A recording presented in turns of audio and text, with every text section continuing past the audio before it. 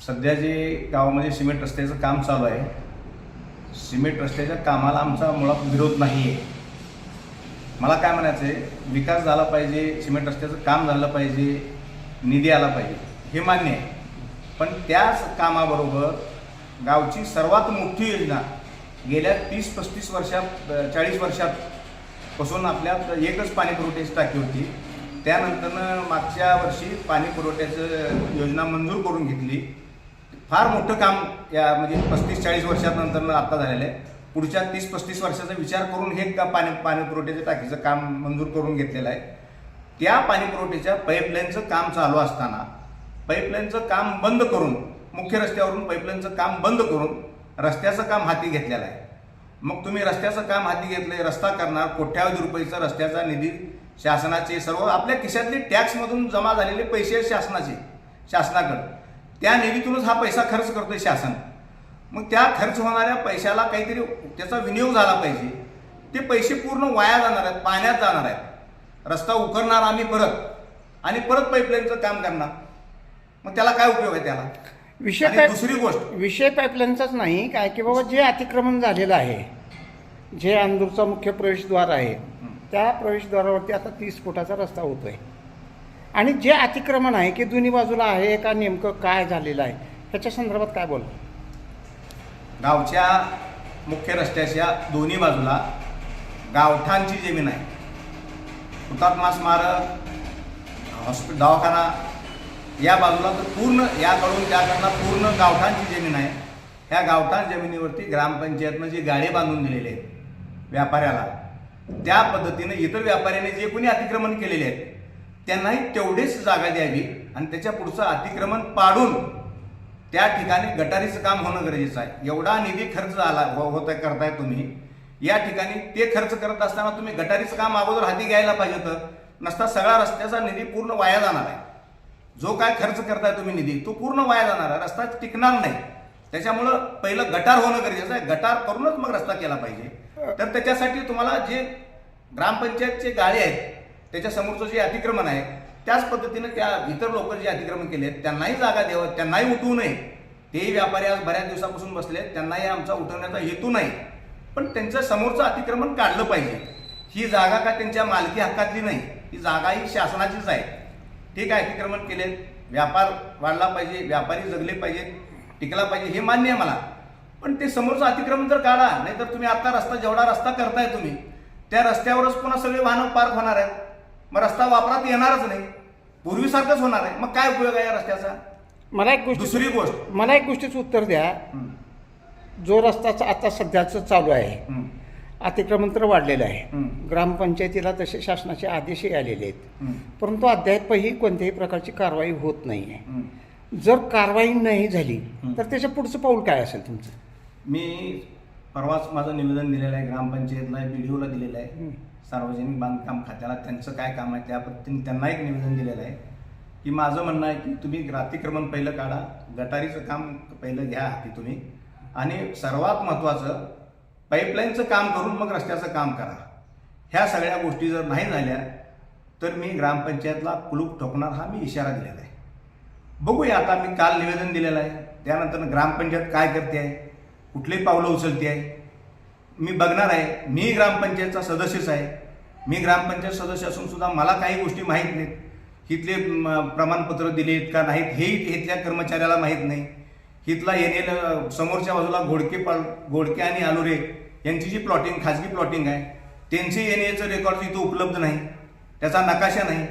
त्यांनीही अतिक्रमण केलेलं आहे गावठाण जमिनीमध्ये. का तर समोरच्या बाजूलाही गावठाण जमीन आहे, मला माहीत आहे. माझ्याकडे त्या गावठाण जमिनीचं माझ्याकडे पूर्ण रेकॉर्ड आहे, म्हणून मी हे बोलतोय. नाही, जे ग्रामपंचायतीने 12व्या वित्त आयोगातून गाळे बांधले काय, ते किती बाय कितीचे होते का, ह्याच्या संदर्भात काय माहिती आहे का? ते 10 बाय 12ची गाडी आहेत. 10 बाय 12ची गाडी. 10 बाय 12. वाढलेलं अतिक्रमण जे आहे दोन्ही बाजूनं, जर समजा ग्रामपंचायतीनं नाहीच जर काढलं किंवा तुम्ही कुलूप ठोक आंदोलन जरी केलं, त्याच्या पुढचं पाऊल काय असेल? मी रस्त्याचं काम होऊ देणार नाही. अतिक्रमण निघाले पाहिजेत, गटारीचं काम झालं पाहिजे, पाईपलाईनचं काम अगोदर करूनच रस्त्याचं काम झालं पाहिजे, ही माझी भूमिका आहे. नाही झाल्यास मग आम्ही आमच्या पद्धतीने आमचे मार्ग करायला मोकळे आहेत. रस्ता गटर व्हावं, रस्ता व्हावं चांगला, गावचं चांगलं होतंय.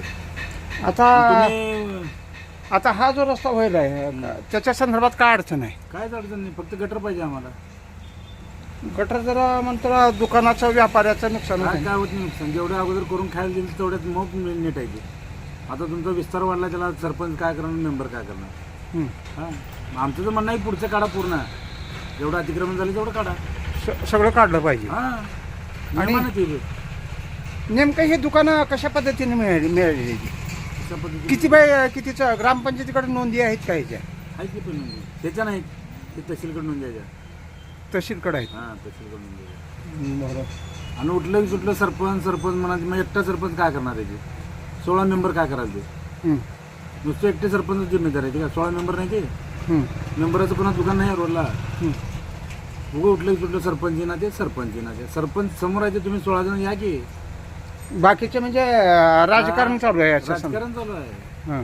आता रोड महिना झाला खांदा आला, एक मेंबर येणार, एक कुठला का कोणच येणार इकडं. हां, यावं बघावं, काय बघावं काय, शेवटी गावचा विचार आहे ना, का घरगुती आहे कोणाचा?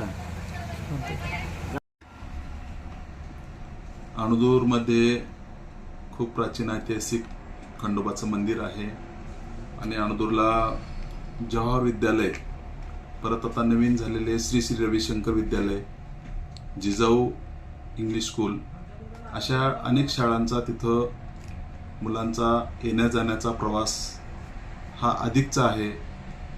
फार दुरून भाविक महाराष्ट्र, कर्नाटक अनेक ठिकाणातून भाविक दररोजचं येतात जातात. त्याच्यामुळं अणदूरच्या मंदिराला आणि शाळेला, अणदूरला एकंदरीत वाहतुकीचं प्रमाण खूप आहे. त्यामुळं जर रस्त्यावरती आपल्या दुभाजक नाही होणार असेल तर आपल्याला गावकऱ्यांना अनेक समस्यांना तोंड द्यावं लागेल. उद्या लहान मुलं तिथून येतात जातात बससाठी, तेव्हा त्यांना खूप त्रास होणार आहे त्या गोष्टीचा. आणि परत जर शुगर फॅक्टरी चालू झाल्या, कारखाने चालू झाले तर वाहतुकीचा परत आणखीन अडथळे निर्माण होणार आहेत. तरी मला एकच इच्छा आहे माझी सांगण्याची, तिथं दुभाजक व्हावं रोडला, आणि गटारी रोडवरती थांबलं तर अनेक समस्या निर्माण होतील. माझी स्वतःची कळकळीची विनंती आहे की तिथं गटार आणि रोड डिवायडर झालं पाहिजे असं वाटतं. अणदूर हे गाव राजकीय दृष्ट्या, शैक्षणिकदृष्ट्या सर्व क्षेत्रामध्ये अग्रेसर असलेलं शैक्षणिक हब म्हणून ओळखलं जाणारं अणदूर या गावामध्ये एकूण आत्तापर्यंत 3 आमदार झाले असं जनता या ठिकाणी बोलली जाते.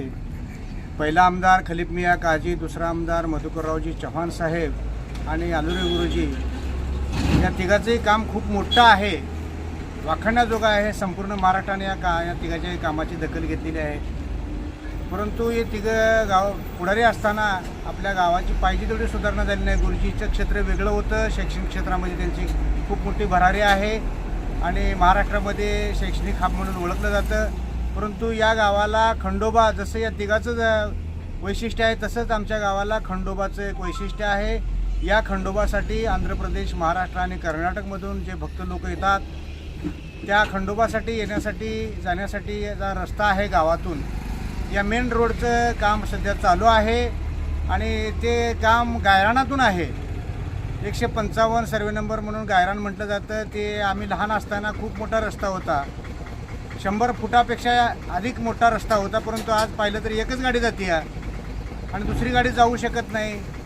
अशा या चिचोळ्या रस्त्यामध्ये चालू आमदार जगदीशसिंह पाटील साहेबांनी जे काय लोकवर्गणी जो निधी दिलेला आहे पर्यटन विकास महामंडळातून, हे आमच्या गावावर खूप मोठे उपकार आहेत. विकासामध्ये त्यांचा हातभार आहे. निश्चितपणानेच एक जनतेमध्ये अशी चर्चा चालू आहे सध्या की राणादादाने बजेट दिले तर कामंसुद्धा व्यवस्थित करून घ्यायची जबाबदारी त्यांच्या कार्यकर्त्याची होती.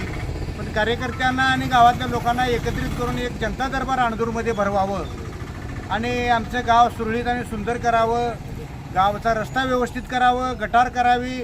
जे कुणाचं अतिक्रमण, आम्हाला अतिक्रमण काढा म्हणजे त्यांना बेघर करा किंवा बेदखल करा किंवा त्यांचा धंदा बंद पाडा, ही आमची भूमिका नाही. अतिक्रमण काढा म्हणजे गावासाठी सहकार्य करा, गावच्या विकासासाठी सहकार्य करा, ही आमची भूमिका आहे. बऱ्याच जणांना वाटतं की आर एस गायकवाड पुढाकार घेतले म्हणजे आता आमचं दुकान काढून टाकणार, आम्ही आता बेकार होणार, अशी परिस्थिती नाही. तुम्ही काही विकत घेतलेलं नाही, फुकटचे जागे आहेत ते तुमच्या दुकानापुरता जागा राहू द्या. पुढचं जे अडथळा येईल ते काढा तुमच्या हातान. बुलडोजर फिरवायची वेळ येऊ देऊ नका. नसेल तर आता ही गाव पेटलेलं आहे आणि निश्चित पुढे भविष्यात काय होईल सांगता येत नाही. परंतु सगळ्यांना वाटायला लागेल की गावात रस्ता मोठा झाला पाहिजे आणि गटार बी झाली पाहिजे. बहुसंख्य लोकांना असं वाटतंय, तरी बहुसंख्य लोकांच्या मताचा विचार करावा. आणि आपल्या टी व्हीच्या माध्यमातून जनतेलाही मला आवाहन करायचं आहे की अफवा पसरवू नका. जी योग्य आहे त्याची मांडणी करा, योग्य जनतेपर्यंत पोहोचवा, ही माझी आशा आणि अपेक्षा आहे. आणि आमदार साहेबांनी याकडे लक्ष द्यावे अशी अपेक्षा व्यक्त करतो.